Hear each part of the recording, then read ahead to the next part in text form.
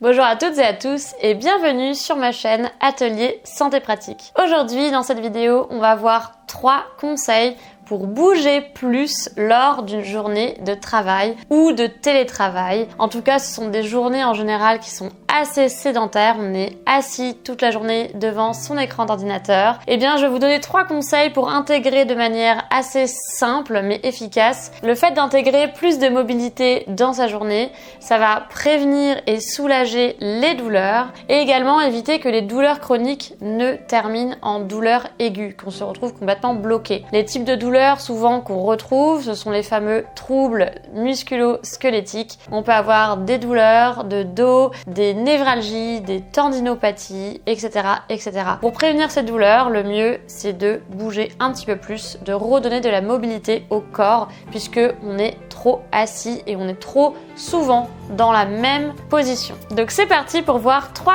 conseils pratiques pour bouger plus dans sa journée.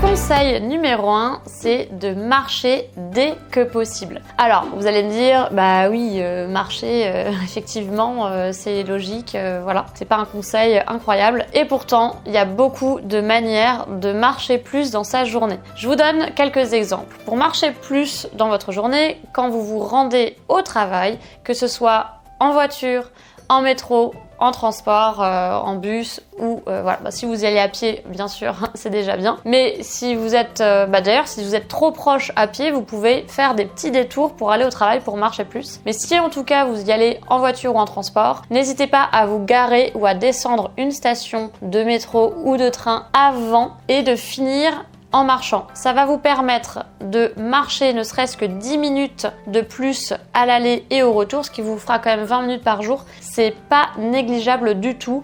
Pendant ces 10 minutes de marche, vous pouvez en profiter pour décompresser après une journée de travail. Ça vous fait un petit sas aussi entre le travail, le transport, etc.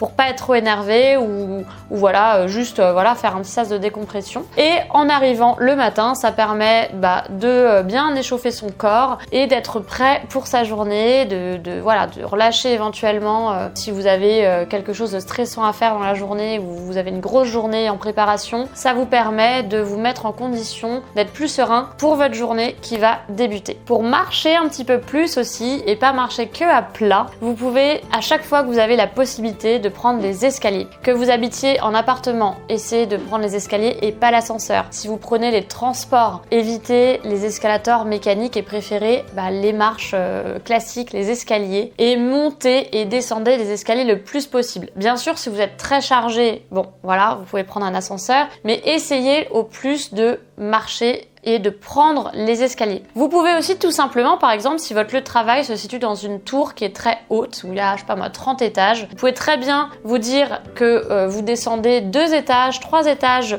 plus bas et vous terminez de monter en fait les étages à pied en prenant les escaliers. Vraiment, c'est des choses très simples, mais évitez le système automatique qui fait cliquer sur un bouton, monter dans un ascenseur et monter à son étage. Essayez de créer vraiment des choses faciles en fait dans votre journée qui vont vous permettre finalement de marcher plus, de bouger plus, de monter et descendre des escaliers. C'est très important aussi d'avoir des différences en fait au niveau des hanches, en fait de l'amplitude de hanches entre marcher à plat et monter descendre des escaliers. C'est pas du tout le même effort. Donc essayez de varier entre je marche vraiment à plat et je monte et je descends. Ça va vraiment faire travailler différemment vos muscles et différemment vos articulations. Vous pouvez aussi marcher au téléphone, c'est-à-dire que quand vous avez un coup de fil à passer ou quand vous recevez un appel, pourquoi pas vous mettre à marcher. Si vous êtes chez vous, vous faites les 100 pas dans votre appartement, dans votre maison, dans votre jardin. Et si vous êtes au travail, vous pouvez très bien marcher un petit peu dans votre bureau ou aller à l'extérieur. Si vous avez un parc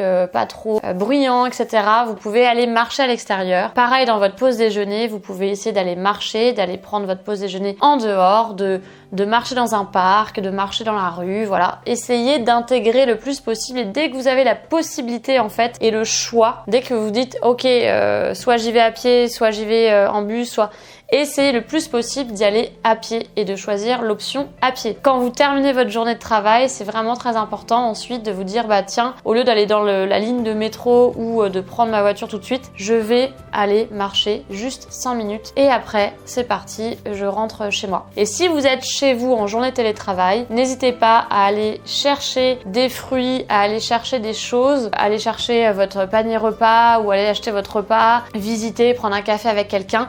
N'hésitez pas à aller marcher tout le temps pour faire ce genre de choses et ne restez pas toute la journée chez vous enfermé à ne pas marcher. Passons maintenant au deuxième conseil, c'est de faire des pauses régulièrement. Faire des pauses régulièrement, alors tous les combien de temps, souvent on me demande. Normalement c'est à peu près toutes les 45 minutes, mais on va arrondir à toutes les heures et toutes les 2 heures grand maximum parce que je sais très bien que faire des pauses toutes les heures, c'est pas forcément très pratique et très facile à faire. Donc maximum, dites-vous, toutes les 2 heures, vous faites une petite pause. C'est pas obligé de faire une énorme pause, d'aller marcher, d'aller monter 3 étages, de faire des exercices incroyables, mais juste de faire des pauses régulièrement, ne serait-ce que pour vos yeux, pour votre corps, pour désankyloser un petit peu dans la position dans laquelle il était. Et c'est très important du coup d'aller, je sais pas, justement monter, descendre des escaliers, aller marcher, aller chercher un verre d'eau. Bref, multipliez les pauses. Vous pouvez faire des pauses d'automassage, vous faire des pauses où vous allez mobiliser,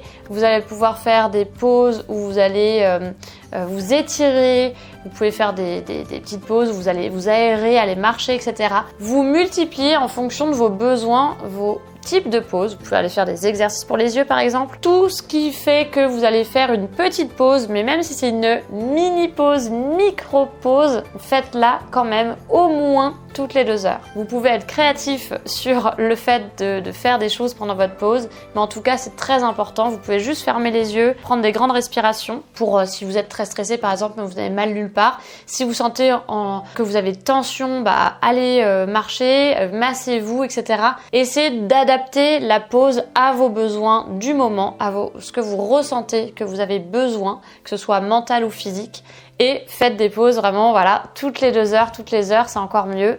Et vous pouvez mettre en place en fait des petits systèmes d'alarme, des petits systèmes de post-it. Au début, vous n'allez pas forcément y penser. Donc essayez de mettre des petites astuces comme ça au quotidien pour avoir plus de facilité en fait à les faire.